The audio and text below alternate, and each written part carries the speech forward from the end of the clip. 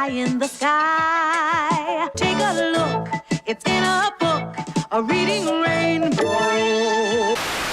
But it wasn't a dream. It was a place. And you were there. Oh.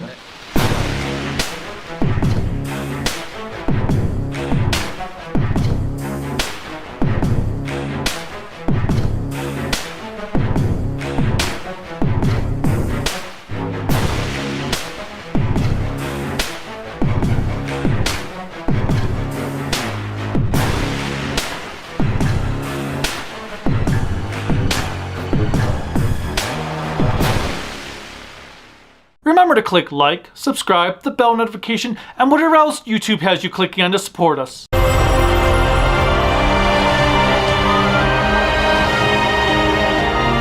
Happy Halloween, everyone!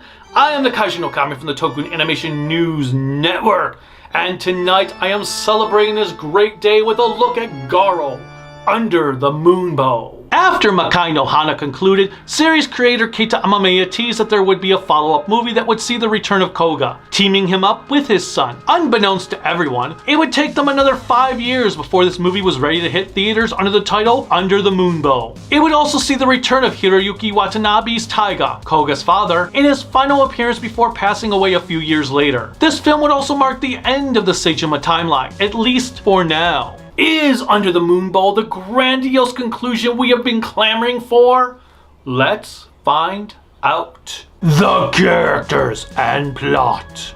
This acts as the finale to Makai no Hana, so if you have not seen that show, nor the first 2 seasons with Kouga before it, you're probably going to be lost quite a bit.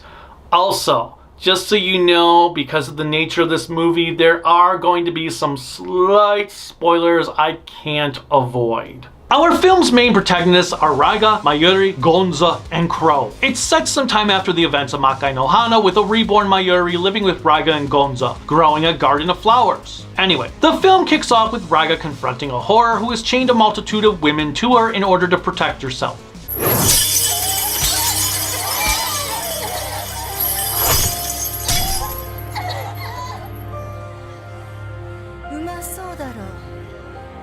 Are you sure her name isn't Jabba the Hutt? Raiga frees the women in the most badass manner possible.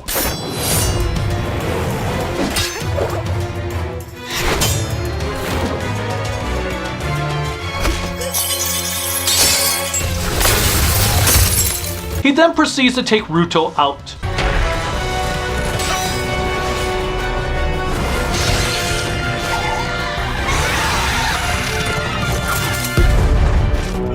Suddenly, a woman invades his personal space and spews all kinds of evil smoke around him, infusing his armor with excessive inga. After a visit home, he and Mayuri head to the Tower of Heroes to cleanse his armor when they are confronted by a mysterious man in a mask named Shiroku, played by Kamen Rider Knight's Matsuda Satoshi.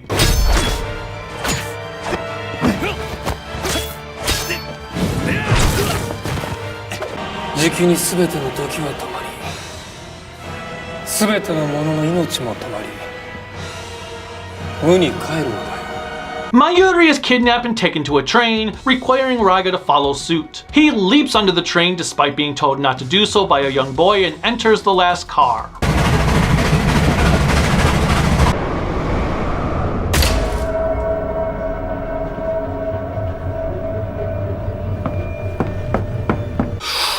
Somebody better call the Toku jurors, as the Shadow Line is back in business. The Shadow Line is back in business. The boy confronts him for coming, introducing himself as Baderu. Baderu da. Yoroshiku Baderu.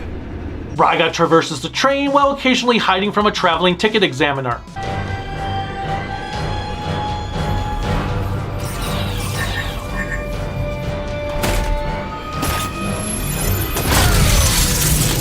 Don't get caught, otherwise he will start singing about hot chocolate and stuff to you. The train itself features a wide variety of themes that includes a full-blown market,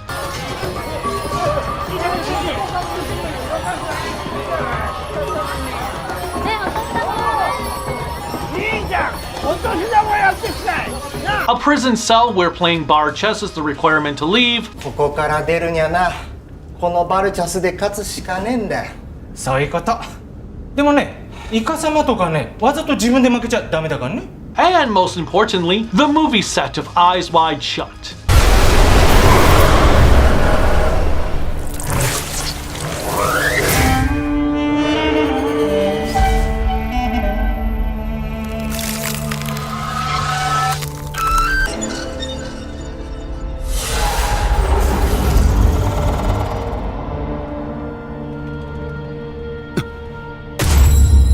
Raiga once again faces off against Shiroku, which leads to another failure.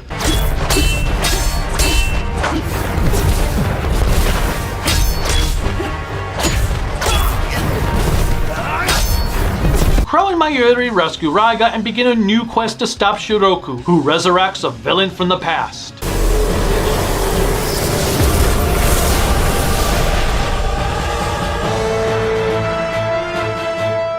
A great battle ensues as Kouga emerges from the depths of the multiverse.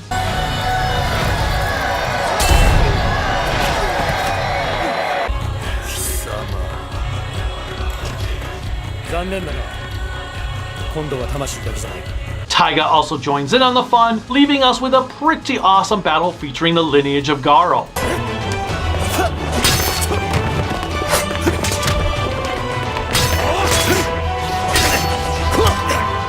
The film is well paced with a lot of variety when it comes to environments and scenarios. I really love the bits on the train as it made me think of a train you would find in a video game. Another thing I enjoyed was seeing Raiga's arrogance come into play. While I did not mention this in the Makai no Hana review, Raiga at times felt too invincible. He could never do anything wrong, which is why he often stole the show from Crow. As such, it was nice to see him fail a few times here. Raiga!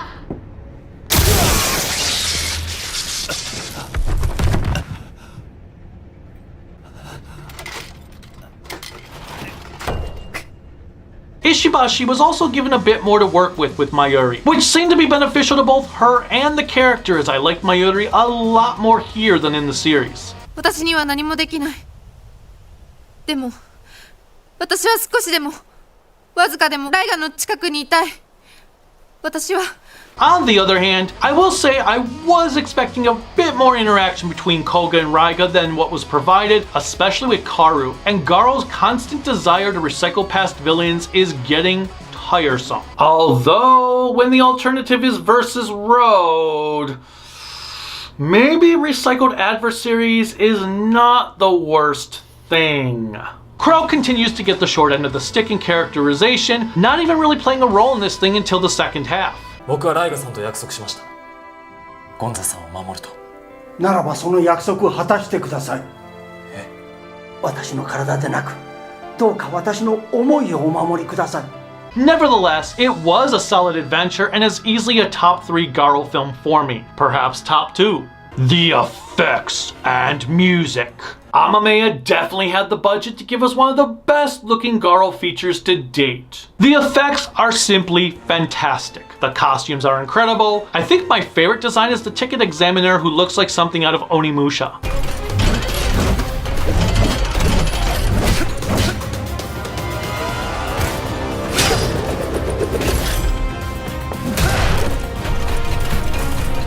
The fight scene between it and Raiga is pretty awesome too, as you can feel Raiga's struggle. Of course, nothing is as incredible as the big battle towards the end. There's a really neat fight sequence of the Saejimas using pieces of the Garo armor to fight the villain.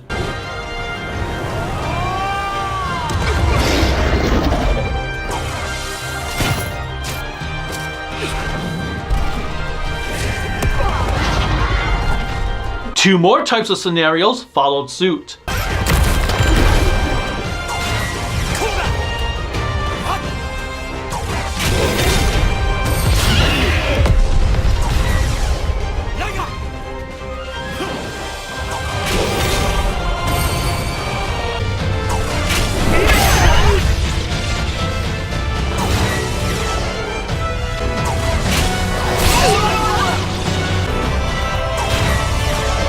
The CGI scenes were pretty flawless for the most part, though I would have really liked to have seen more practical suits, especially for the end boss.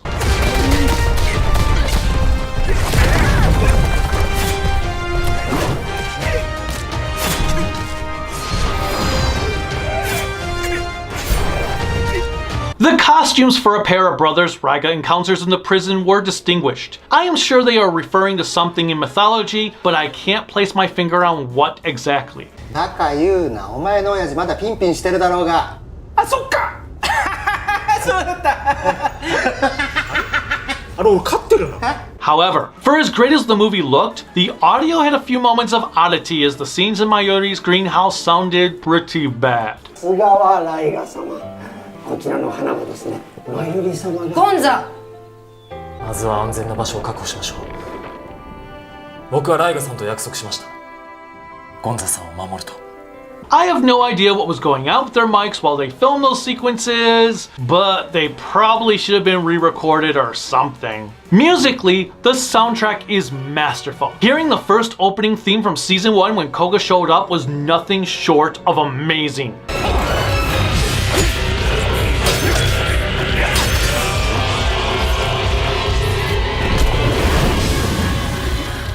In fact, the entire score is taken from the shows of the past, providing you with musical bliss. Shiho Terada and Yoshichika Kiriyama are the ones credited for putting together the majority of the soundtrack, which makes complete sense.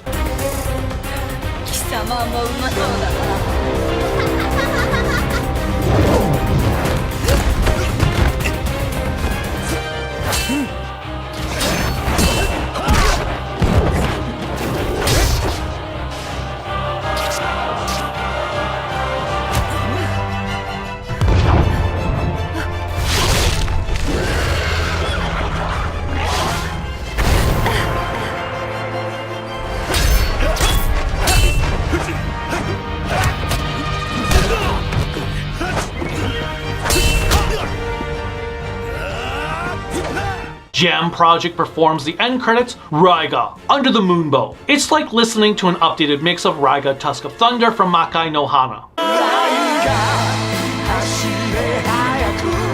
Under the Moonbow was a solid ride from start to finish and gave a great finale to Raiga's story. I am looking forward to seeing what the future holds, though I do hope they consider the story aspects before putting in mindless fan service.